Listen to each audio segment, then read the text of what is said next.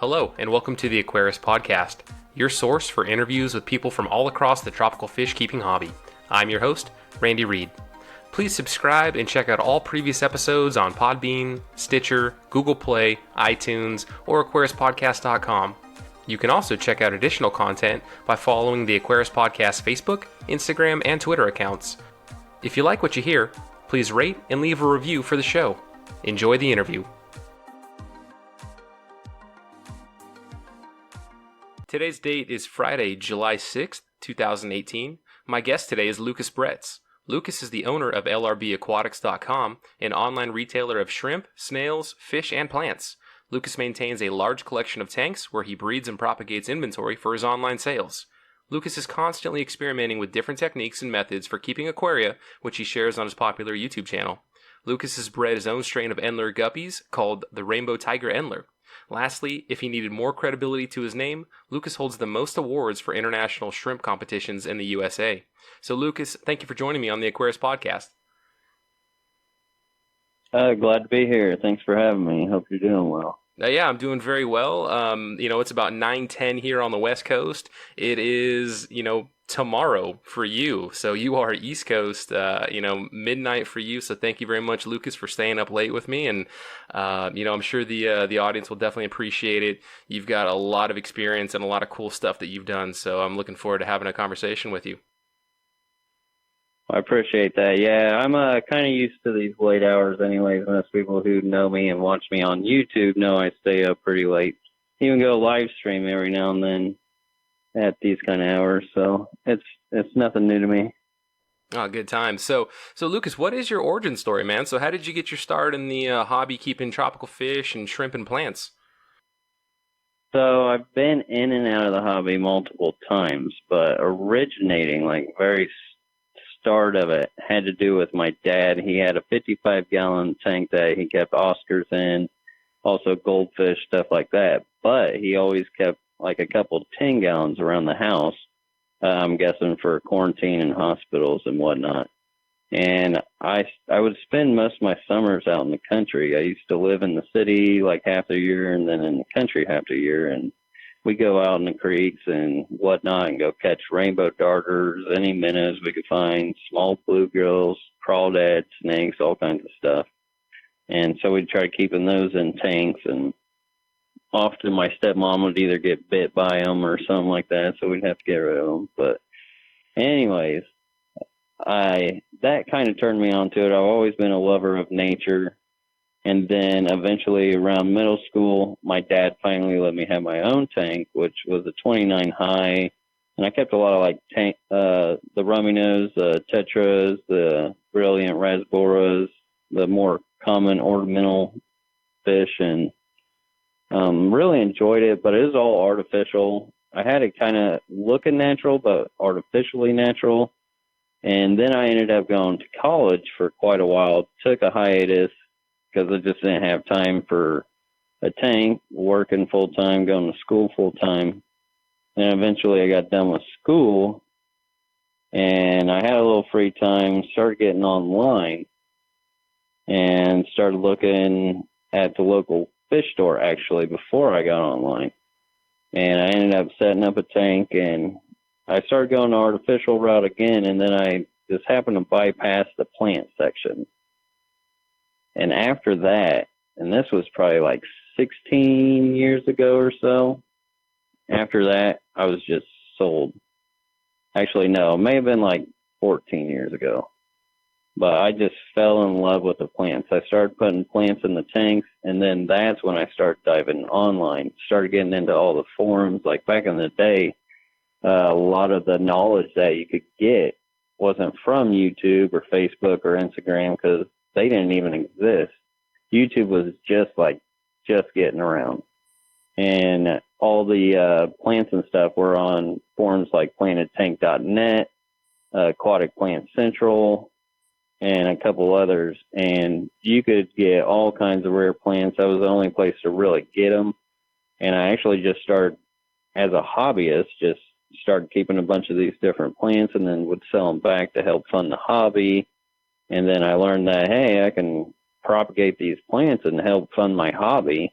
And I thought that was really cool, and then just really dove into the plants. And the next thing you know, I started getting into the shrimp, and then started getting into the fish, and actually took another hiatus because at that time, the only way to really make something of it was to get a brick and mortar store. And my means wouldn't be able to fill that because that's an extra rent bill, that's extra insurance, that's extra utility, and I just couldn't afford that. So took a hiatus, was just trying to structure my life again because it was a reset. I had a bad relationship and all that stuff, and got over all that, and then finally got my feet grounded again, and then started getting back into it. And then my significant other, my lady, she was cool with it, so she let me run with a few tanks. Now I did hear I have too many tanks quite a few times, but I kind of ignored that and just kept hitting up those dollar-gallon cells. And now I'm up around 200 tanks. I'm about to be around 300 or so really soon here once I get this fry rack system done. So I really got hooked, and I've been hooked for quite some time. Yeah, definitely. And to talk about, I mean, there's a couple things I want to go back and ask you about, but most recently, so you're on 200 tanks right now. That spans more than just one fish room, correct? Right. It's in about 7 different sections. Of your house? So it's of my house, yeah. So it kind of kept growing. It all started in one spot.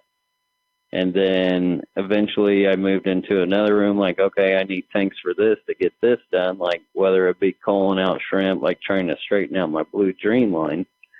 For the people who don't know, I have a super straight blue dream line. I do contest anybody in the world that I do have the straightest blue dream line. If anybody has bred them, they know they throw all kinds of crazy stuff, but they are straight. But anyway, I started in that room, and then it trickled into another room, and then another room, and then I'm just like, where can I put a tank here? Where can I fit this here? That in itself almost becomes an addiction too, as well as the collectoritis of plants and shrimp and fish and stuff. But you only live once, so you gotta run with your passions. Like, my time will be filled forever till the day I die, and I won't regret it. Like, yeah, people go on vacations, you can do that kind of stuff. For me, this is like my vacation. So I don't feel like I have to run away from home. This is where I want to be, So granted, sometimes it does have its stress. I won't lie. Like, there's often I pull all-nighters, but I often think about what else I could be doing instead, and I wouldn't want to do anything else besides what I'm doing now at the time. So what was the breaking point, I guess, for your significant other where she just, stopped saying you have too many tanks? Because obviously now at this point, she just, it's just a part of the decor in the house, I would have to assume. And she has given up all hopes of trying to, battle and whittle away at your tank collection because it's only on the upswing right now. So, I mean, how many tanks, like how many years into this before she just threw her hands up and was like, you know what, if you're happy, cool, you do your thing? So really, I never got a whole lot of friction. Like, she still enjoyed them and stuff. I think it was just like she felt like she had to mention something. Like, maybe contest to see how willing I was to go that far for the tanks, whether I would hit that wall or not. But I figured if she loves me, she'll stay. So, and since she didn't push too hard, and that's awesome. Is there a sanctuary in the house though, where she's like, if you put a tank in this room or this space, I'm leaving you? Does she? Is there at least that line in the sand? No. She's never drawn a line on me. Oh, so I've been lucky in that sense. Never drawn a line on me. Yeah, that is awesome. I guess to go back, I mean, the one thing I want to go back on is you said your dad had an Oscar and a 55-gallon, right? Right. So I guess for couple of them, actually. Maybe for the American and the Canadian listeners, is the Oscar and a 55-gallon kind of the equivalent of like having a Trans Am in the driveway? Is that kind of like just the the standard American fare for aquaria back in like the 80s and 90s? Oh yeah, back in the day, that was the staple for sure. Like That was hot. yeah, I think Back I in the had, 80s. as I try and recall more, I'm pretty sure I had an aunt that had an Oscar in a 55 gallon. I know I've been to a couple friends' house growing up, and even in high school in the late 90s, early 2000s, I for sure went to a friend's house that they had an Oscar in a 55 gallon. But yeah, it's just, I mean, I feel like that's a quintessential part of if you're a millennial or if you're a even a baby boomer keeper, and you were around aquariums in the 80s and 90s, like you either had the Oscar in the 55 or you knew somebody that had the Oscar in the 55. And as people know, I love my Oscar fish that I had, and I want to have them again. But it's just so funny to hear how common it was to have the Oscar. Yeah, it is pretty wild how that is. So Lucas, let's talk about how do you upkeep your fish room? I mean, having that many fish tanks, like what does your water change system look like? How do you heat it? What's filtration like? Okay, so as far as the water, I pump all my water in. I used to use my tap, but I can no longer trust my tap. They're always either throwing something down in without me knowing, whether it be algicide or there's a fungus coming through it or something. And I just can't trust it anymore. So I started doing RO, but I did plumb all my tanks up to a PEX system, which is kind of like PVC, but a little different. And I can drain and fill. I don't sit my RO. I do directly stick it straight in my tanks. And as far as heating it, I just heat all the rooms. Besides in the wintertime, I've got to heat the bottom of the tanks because the concrete will emit a lot of the cold from outside. But once you heat up the bottom ones, they'll emit the heat up top, and it usually stabilizes off everything. But a big way and reason why I get away with the upkeep, now I still siphon all my tanks, and I manually do the outflow. Eventually, some of the stands might change from that, but a lot of that helps me look inside of the tanks and see what's going on with them, or just clean them up in general as far as like getting all the excess algae that's eating up the excess nutrients. Algae will always be part of a tank, and it all depends on the balance of your nutrients and everything. But as far as what makes it the easiest is the fact that I keep everything naturally. And that's like the number one key to it all, is just finding that balance, which even nature will find its balance in one form of another. So if you don't have any plants, for instance, or enough plants, you'll start getting more algae growth and stuff like that because you don't have the plants to eat up the nutrient intake. And once you figure out those different kind of balances within the light and the plants and all that, it all just, I don't know, it becomes a lot more simple. You got to try to keep it simple. A lot of people try to complex this hobby a lot more than it really needs to be. Not saying that it's not complex, because I often run into a ton of contradictions through what people say, what the natural status quo answer to a question is. And I will admit, the more I do find these contradictions and everything else, the more confusing it will get. But when you look at the simple, pure fact of what Mother Nature is doing and just the balance of it all, it makes it a lot more simpler than trying to fight like little parameters and stuff like that, which can cause a lot of issues with people when they just try to pinpoint pH, this, that, and other, and they're trying to mess with it too much. That's usually a downfall of most keeping. But once you let Mother Nature in, and that means like getting live plants, getting some algae in there or something, then it's a whole different ball game, and it's a lot easier. Like all my filtration, it's all sponge filters. Some of them don't even have any filtration. That's mostly my endlers and guppies. And that's because the endlers and plants and guppies have this symbiotic relationship that is just to die for in the aquarium world. They will keep and grow all kinds of plants because their oxygen and CO2 exchange with each other, and then the waste for the plants, and is just super beneficial. You don't even need an air stone or anything.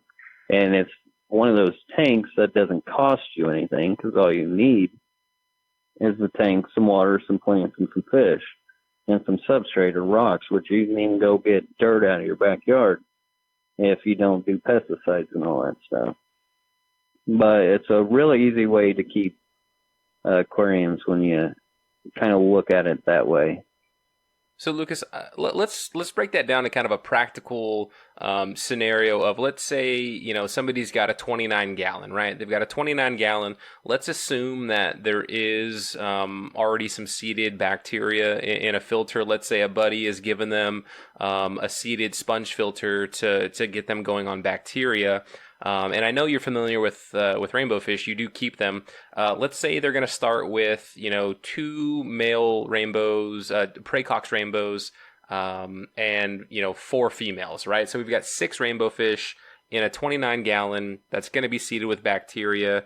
Is there like a ballpark, like, hey, in that kind of setup, here are the plants, or here's the plant mass that I would start with if I was Lucas Bretz setting this up? And that should be a good start, like, right? Because, I mean, somebody could either, there's one of 2 approaches that they could put like 1 Anubias in that 29 gallon and say, cool, I've got a plant in there.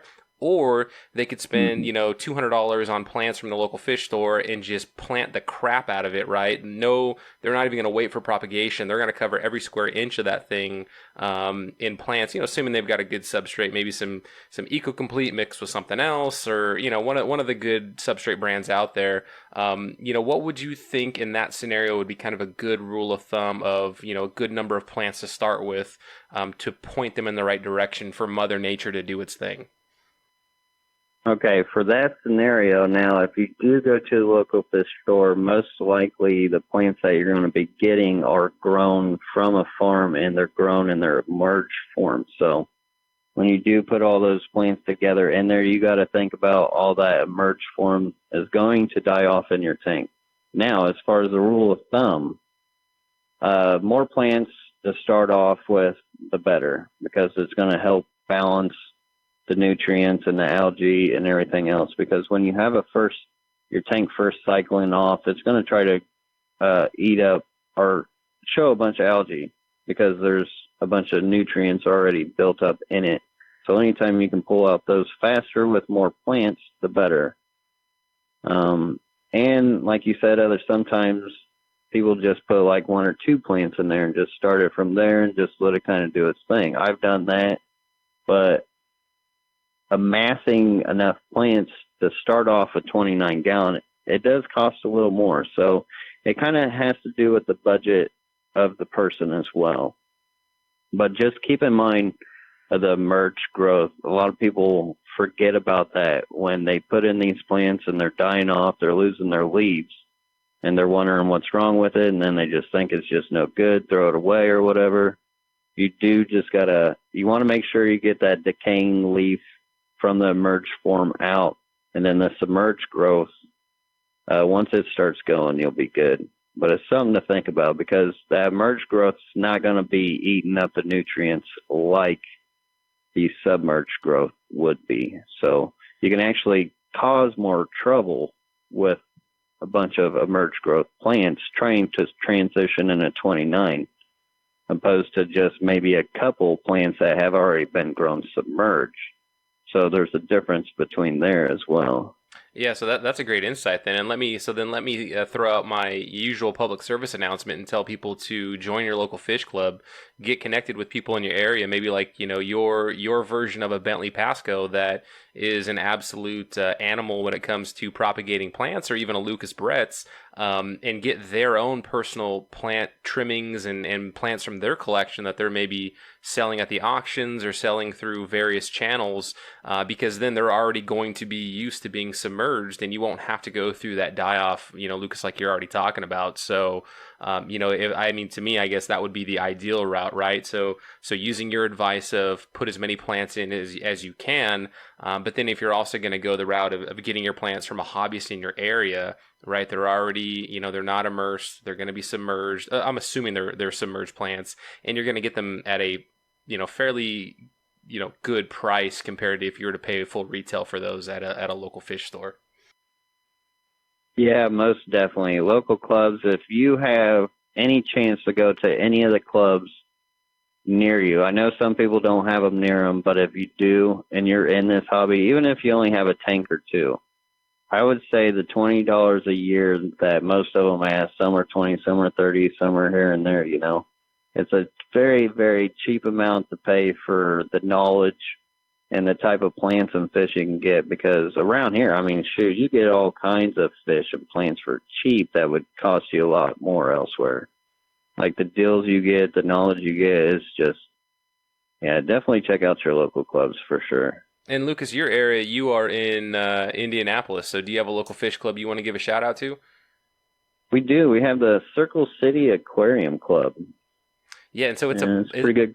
What's a bummer, I guess, and sorry to cut you off, is that for work, I've actually been to Indy, probably 3 or 4 times in the past couple of years, and had I been doing this show and had I connected with somebody like you or the Circle City Club, to be able to come out and hang out with you guys and come out to one of your fish club meetings, depending on what day of the week it is. But yeah, I've definitely been out to Indianapolis several times for work. Well, yeah, you'll have to let me know when you come by next time. Yeah, we'll do. So let's talk about some more of your experiments then. So what are some of the experiments in the past that maybe you can highlight it, keep it highlighted to your biggest successes, your biggest surprises from an experiment standpoint? Maybe what are some of your painful failures in the experiments? And then also, I do want you to talk about freshwater clams at some point as well. So I'll go ahead and I'll turn it back over to you. All right. So as far as experiments, let's see, shrimp. I got real popular with the shrimp because I was mixing them. I mixed them a long time ago when everybody was telling you not to mix them, and everybody thought they'd all just turn brown and whatever. And that was like 4 years ago. And then I got back on Facebook and I'm like, hey, everybody, this isn't the case. And I had this colony for like 4 years where they just were breeding all kinds of crazy stuff from like purple, pink, green, everything else in between, like even yellows with red spots and other crazy things. And when you say mix, you're talking like you're taking, are these neocaradinas and so you're taking cherry shrimp and throwing those in with all the different color variants, or are you doing caradinas? Right. No, the neocaradina. Okay. I should have specified that. No worries. But yeah, because caradina, it's a little different story on how they relate their traits. It's completely different than neos. But back in the day, yeah, everybody mentioned that you just can't mix them together. And I just went ahead and did it anyways, just because I guess I don't listen well. And I ended up, making all kinds of shrimp. That was really cool. And then the rainbow tiger endlers, I ended up getting a pair of blue star endlers and some regular yellow jackets and mixed them together, and they ended up breeding pretty true and worked them just for a little while, a couple of years, and then next thing you know, they caught on fire and everybody wanted them, took them up to Aquatic Experience one year, and everybody fell in love with them, and now they're all over the place, which I never thought would ever happen. I don't know. It's just, well, I mean, there's a lot of things in life you never think that'll happen that happen. It's pretty cool that it did. And that actually motivated me to work on more other projects. There's other types of strains of shrimp I'm working on. I don't get a whole lot of time for that, but like recently, a couple last videos I did was on purple neocaradinas. I recently created a colony of those from scratch. And now I'm working on some other endler types as well, which I've got a few in the works too. To give the audience perspective on like what kind of work does it actually take to get a rainbow tiger endler? Like how many successive generations are you having to breed and to selectively breed of that particular endler, or of like in this shrimp experiment for the purple neocaradinas, like how much not culling, but I guess how much maybe it is culling, are you having to do to make sure that you've only got the specimens in a given tank as a part of the breeding group that you want? Like, what does that look like? Okay, and as far as culling, I do want to specify this. I don't do any kill culling or anything like that. Everything has its own, whether it's oddball or not. But as far as the strains and what you got to cull and what you get out of it as far as the rates with endlers and shrimp, all vary on what you're going for. So it's really hard to tell. Sometimes you get lucky and you don't have to do hardly any. And sometimes you get really unlucky and you have to do a ton. For instance, like scarlet red endlers, they are really hard to straighten out. But my rainbow tiger endlers, I really only had to go through like a generation or two to create those. It didn't really take much. And then same with the purple neocaridinias. They're actually on maybe their first or second generation, which is kind of crazy. That's a new experiment that just happened and kind of blows my mind that it perpetuated that fast with those guys. And where did those purples initially come from? Did they come from your big batch, rainbow mixed Skittle bag of... No. They've actually, I first created purples by doing that. And then I've kind of pinpointed it throughout the years. Like I've had my guesses of which one's doing what between different color combinations that I've thrown around the fish room here and there. And then I did finally pinpoint it, but I can't give that out. I can't give that out. Oh, no worries. Yeah, no worries. I don't keep many trade secrets, but that is the one I am going to keep just because I just now got into it and figured it out. I have mentioned it once on one of my live Q&A streams, so there is a couple people who know what the secret is, and yeah, I just can't get that out. Does that basically involve, like, so you figured it out and it's like, okay, boy of color X, girl of color Y, I pull those two shrimp only, right? Or shrimp of only those colors where the boy is X and the girl is Y, and I put them in a tank and I let them go to town. Is that how selective that is? Yes, for the most part, yes.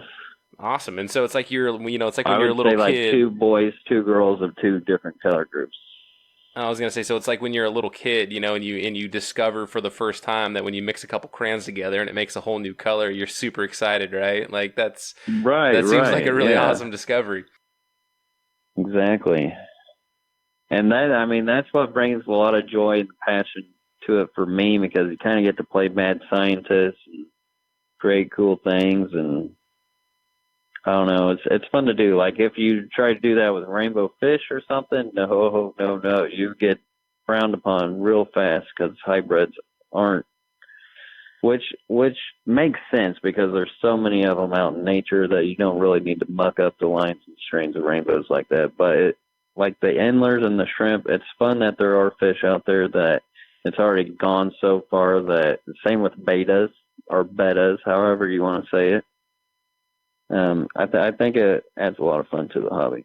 Yeah, I think on the note of the mixing rainbows, I think Gary Lang himself actually will fly out to your home wherever you live and try to hit you upside the head.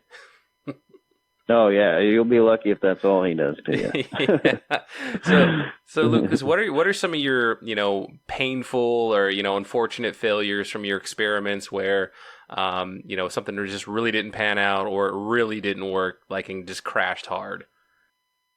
I would say any of the most painful, anytime any of the fish die, like shrimp aren't as heartbreaking because there's so many of them, which still sucks when you do lose some, but I don't lose enough or really had a wipe out to do so. Actually, there was one, I used to have this black rose colony, and I got as far as creating a tricolor neos. So I had a red, blue, and a black looking neocaridina. Had 3 different colors on it. They were super awesome line. And I ended up bringing the show shrimp back from the aquatic experience. These shrimp actually took first place, and something came back with them, and the colony kind of died. So now I don't ever bring anything back from shows without quarantining them. I've had my lessons of quarantining, like a lot. I'm sure a lot of us have. And just like even little projects, like say you're trying to breed some bettas and the male kills the female or vice versa, and you come down, you're hoping for babies, but you got one that just didn't like the other, and just little things that are out of your control, stuff like that, just really sucks. Do you sometimes feel like I'm sorry. I was gonna say, so sometimes do you feel like if your fish room wasn't as large and you didn't have as many tanks that Do you ever feel guilty that maybe that wouldn't have happened if you were a little bit more present with those particular experiments, or does it kind of feel No. like something that it would have happened when you were sleeping, right? We have to sleep, so. Yeah. For the most part, the deaths that happen around here are just out of my control, or just fish cancer, something that just happens. And just things you got to roll with. Luckily, there's not a whole lot of that, which was what I was getting to. My point of what I've learned from all my failures and stuff is any time that you can take out any chance of human error from the equation, you can get away with a lot more. And I think that's what leads into a lot of my success, and that goes back to the whole keeping things naturally. Is you just let the environment and the ecosystem kind of keep itself. Like, yeah, I fert my tanks and do feed my plants and stuff, but that's kind of necessary. But if you know how to balance it with knowing what they're uptaking and what you're outtaking as far as the water, it makes things a lot easier.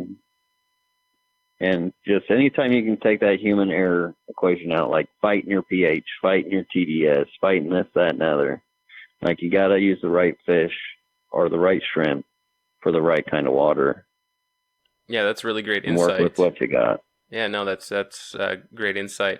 On the note of one of your experiments, and you've actually talked about it a little bit earlier already, of using backyard soil, assuming you're not using any fertilizers or any pesticides or anything like that.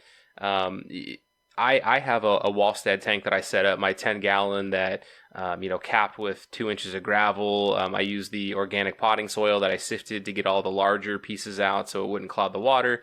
And that tank, fully planted, planted fairly well from the beginning, but it's taken off. It's an absolute jungle with 3 sparkling gouramis and red cherries and ram's horns and pond snails. And that thing is doing awesome. It's rocking and rolling, and I'm absolutely loving that tank.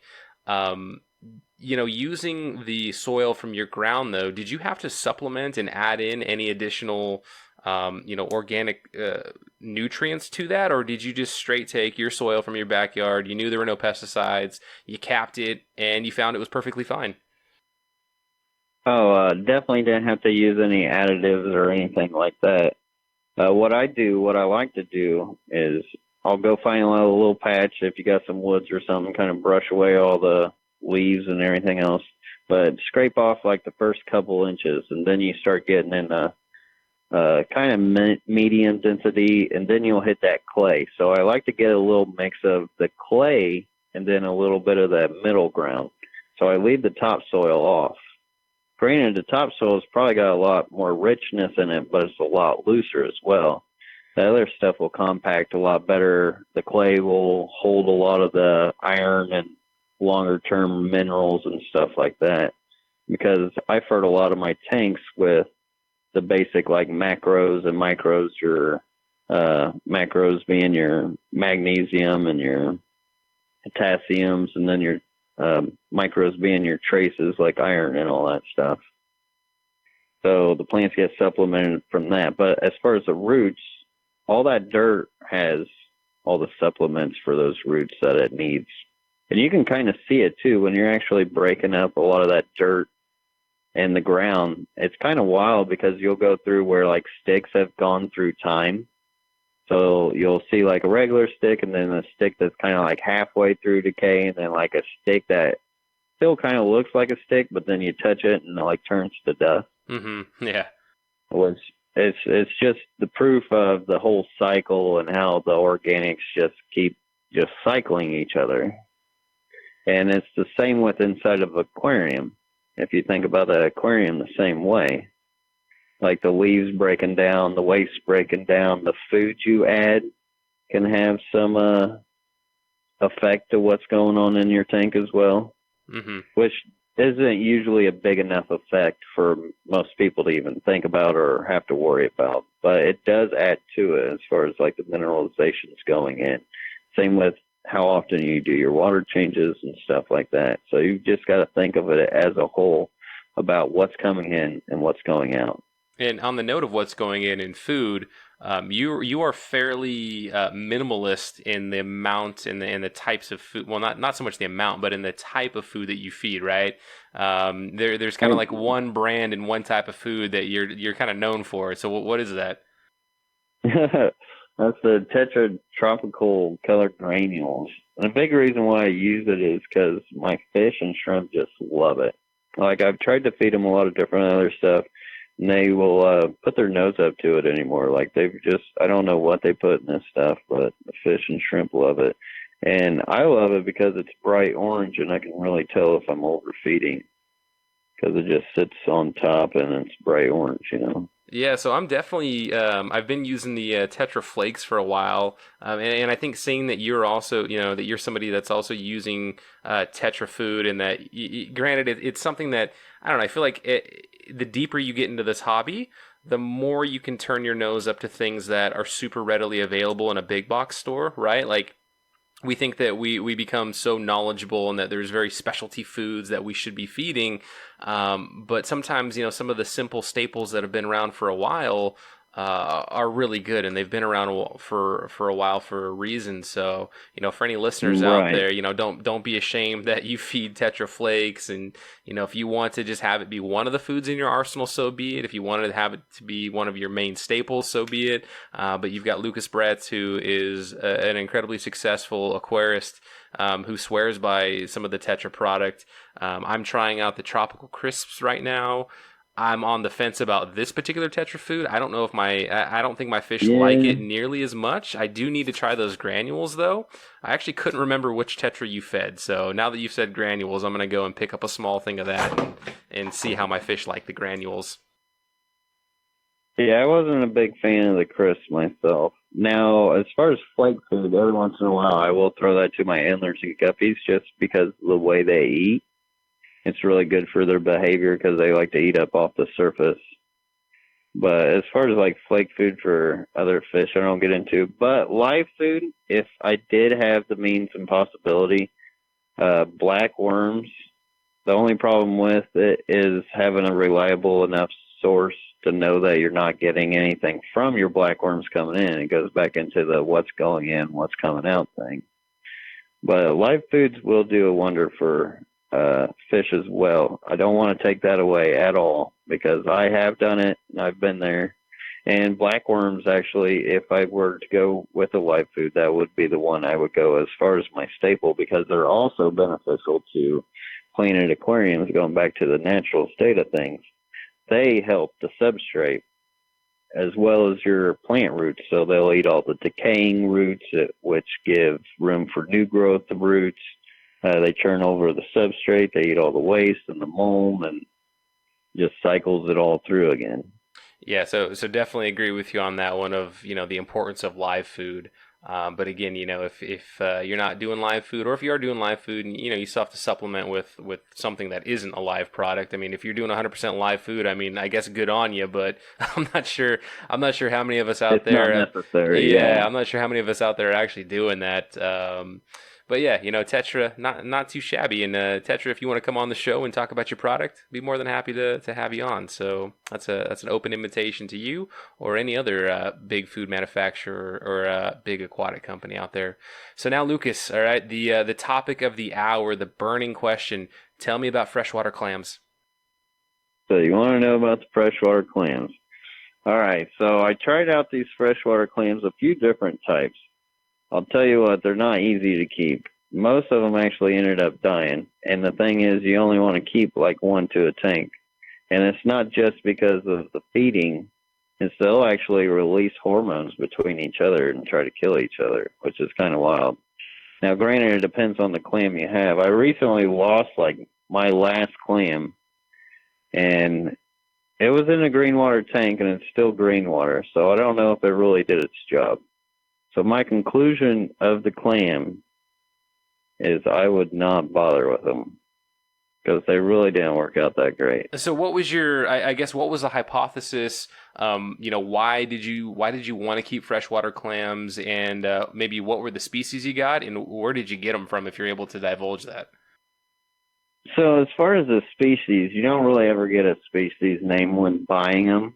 they'll just say freshwater clams. So I just bought a few off of eBay that just look different. And big reason why I wanted to keep them is since I was wanting to keep things more natural. They're kind of like a natural filtration, which they will work a little bit, but not to the extent. Like I'm guessing like certain ones work better than others. What really inspired me to try it was a video I saw where they threw a bunch of clams in a tank. It was like a dirty, murky tank. And these clams, like over a certain amount of time, just cleared it out. And I thought that was a great idea, but it didn't really, the experiments I ran, and I ran them in multiple tanks, probably about 10 to 12 tanks. And I just didn't get the results that I was expecting. Not saying that it won't work, but as far as my experience, it didn't work out so well. What was there like a splash radius of, they're releasing these hormones or trying to kill each other, and then it impacted fish health or plant health or anything like that? I think it only impacted them. I didn't really have any issues with any like fish deaths. They often say that if a clam dies in your tank, like you want to hurry up and get it out because it's already got all the toxins and other stuff. I didn't really run into that being an issue ever either. Like as far as any fish deaths weren't really related towards it. Oh, interesting. So, yeah, as far as the hormone radius and stuff like that, I have no idea. Huh. But I thought it was a neat idea because if you're not keeping any filtration like I do, and once in a while I'll have like rainwater tanks from overlighting or maybe Crypt Garden melted down and now I got a bunch of organics in the tank and it create some green water, and just I figured it'd be an easy way to clean it up quick. But I learned that Daphnia cleans it up a lot better. The only problem with that is you can't have fish in there with Daphnia because they'll eat the Daphnia. When I talk about Daphnia, I'm talking about the big Daphnia too, like the Magna Daphnias, not the tiny Daphnias. Oh, okay. I mean, well, do you want to unpack that a little bit more? I guess what's the difference? I've only been familiar with the small Daphnia. Yeah, there's multiple types of Daphnia. Some bigger, like the Moina, they're the smaller Daphnia, and then you've got the Magna, I believe is what they're called, Magna, and they're probably 3 to 4 times the size of regular Daphnia. You can actually see them on my channel. I recently did a Scriddles tank. Every Thursday I do a series, or try to do a series of this old tank, which is called TOT. And I covered the Scriddle tanks that actually show those Magna Daphnia. And it's kind of crazy how big they really are. They're actually kind of cool if you ask me. And is that like an Aquabid or an eBay purchase to get those? Because I don't think I've ever seen those go up for sale on my local auctions in my area. Yeah, you can find them here and there. As far as where I got mine, I ended up getting them at the American Library Association at their auction. So I guess it all depends on where you're at. I'm sure they have them on Aquabid. I sell them as well on my website. Oh, very cool. And I guess that'd be a good segue into, kind of wrapping up this interview. Let's talk about LRBAquatics.com. How long have you been operating that website?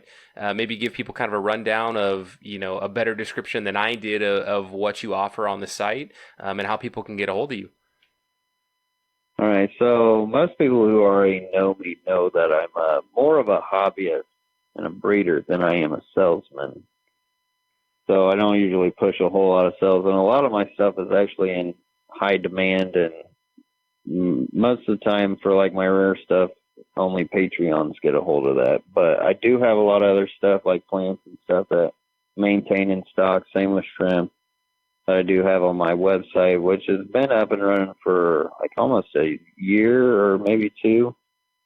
But I've been selling fish and shrimp for a long time. Like I've made a name for myself on Facebook before I even joined YouTube and everything else like that, just to, get my feet wet and everything. And yeah, if you got, everything's all homebred. I don't import anything. So that's been my main kicker, is everybody usually turns over into the whole important thing because there's some money in the burning and turning some fish and shrimp. For me, it would be hard to deal with all the work of all the diseases coming in, all that stuff. It would just be more headache than what it's worth. And this way, by home breeding, it just creates a better product for everybody. And I also promote home breeding. Like, the more people we have in the USA breeding fish and stuff, the less we have to import. We import over 90% of all our fish,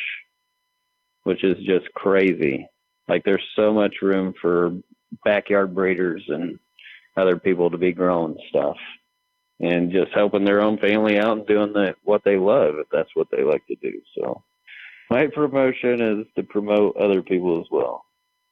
Yeah, very cool. That is a great attitude to have towards your business, and as being a hobbyist and wanting to ensure that your customers are getting the best quality product, and that you're also helping to promote the hobby and help people to succeed. So I think that's definitely admirable, and I definitely appreciate that, Lucas. And I think that's one of the reasons why I asked you to come on the show is not ever talking to you before, but seeing some of your interactions and knowing that that's your character. And that's definitely something that I'm in line with and I can appreciate, and hopefully my audience does as well. And then lastly, what's your, if somebody wanted to get a hold of you directly, what would be some good channels or share your social media so that people know where they can go to find you for these really cool videos and other insights that you provide? So you can find me mostly, my main platform would be YouTube. That's where I get most of my information and visuals and stuff like that. And then I've got an Instagram account. Facebook is all linked in to Instagram and Twitter, so if you follow me on any three of those platforms, it's all pretty much the same. But YouTube is pretty much the best way to get a hold of me. If you got questions or comments, hit me up on one of my videos. I'll hit you back, especially if you got a question. And email I don't really prefer as much because I got so much email. That's the hardest thing about doing all this is the social media, and it all almost takes as much time as the fish room does. And just find a balance in that can be really tricky sometimes. Yeah, I was going to say, I can imagine. I mean, you do have a fairly large follower base, and with the frequency of videos that you're putting out and the amount of content out there, I could definitely see how a lot of people would be reaching out to you for additional insights. And hopefully this conversation is just one more way people can get a little bit more of their fix of Lucas Bretz, LR Bretz Aquatics. And it's been a fantastic time talking to you, Lucas, and thank you very much for joining me this late hour of the night. I appreciate it. No problem. Just to touch on that last bit there too, for people that do have questions, every Friday night I do Q&As at 9:30 Eastern Standard Time. So that actually fills in a lot of the question, helps with all those comments and emails and stuff like that. Taking that hour every week to talk and help everybody, which is great too, because if I don't know something either, there's an awesome aquatic community that joins me in these Q&As, and if I don't know something, they more than likely know too. So it's just a good place to find knowledge for the hobby. I appreciate you having me on here too this late in the hour. Of course, yeah. And I mean, as somebody with 200 plus fish tanks, man, I mean, if there's a question that you're not able to point somebody in the right direction, man, I'd be very interested to know what that question is. So Lucas, again, thank you. Oh, well, see, that's the thing. Hold on. Now, see, a lot of people would assume that because I have so many tanks, I must know it all on aquariums. Well, you could do this hobby for 100-some years, and you'll never know it all. There's always a new fish coming out. There's always a new plant coming out. There's always something. Even if you think you know it, Mother Nature will contradict you and make you rethink it. Just something to think about. No, but to your point, though, you at least, though, could help crowdsource and help them get that answer, though. So if a guy with 200 tanks doesn't know it, I bet you know somebody that probably does, or at least can point them in the right direction, right? So if you've got those questions and you can't find the answers on the forum, hit up Lucas in his live stream Q&A on Friday. You said 9:30 Eastern time? correct. Awesome, man. So definitely, I'll have to jump on there, check you out. I mean, 9:30 for you is only 6:30 for me, so that's definitely doable for my old man schedule. So again, Lucas, thank you very much, man. I appreciate it. Awesome. Well, thanks for having me, and I hope to see you on a live stream someday. Thank you again for listening to the Aquarius Podcast. As always, get involved in your local fish club, help grow this wonderful hobby, and have fun with other fish nerds.